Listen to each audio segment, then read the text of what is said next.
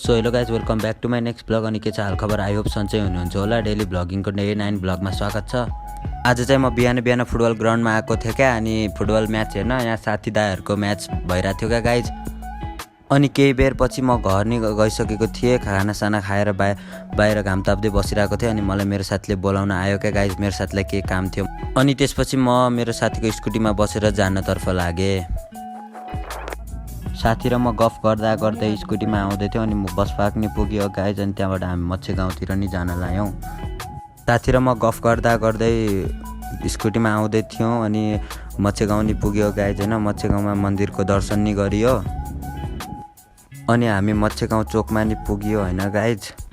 मेरो साथीलाई चाहिँ जुत्ता सिलाउनु थियो क्या गाइज। उसको फुटबल सुज फाटेको थियो अलिकति, अनि त्यही सिलाउनु थियो। उसले त्यहाँ अर्डर दियो।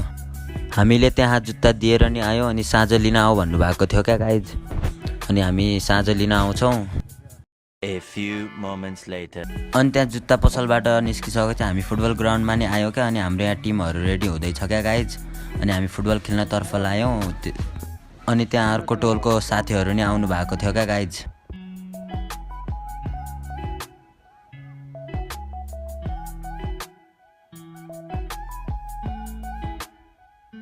अनि केही बेर फुटबल खेलिसकेपछि म लागेँ घरतिर, किनकि मैले धेरै खेलेर म थाकिसकेको थिएँ। खुट्टा नि दुखिसकेको थियो क्या गाइज। अनि भइसकेको थियो र अनि म र मेरो साथीको फुटबल बुट लिन गयौँ। भ्यू हेर्दै पसलतिर गयौँ।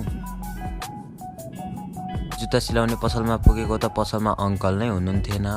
अनि अङ्कल कता जानुभएको थियो भनेपछि खाजा खान जानुभएको थियो क्या। अनि हामीले केही बेर पर्ख्यौँ। अनि अङ्कल नि आउनुभयो। अनि अङ्कल आइसकेपछि हामीले बुट लिएर हामी घरतर्फ गयौँ। त्यसपछि साँझ नि भइसकेको थियो। अनि साथी नि आफ्नो घर गयो, म नि आफ्नो घर गएँ। आजको भ्लग यहीँ सकिन्छ। Thank you for watching this video and by.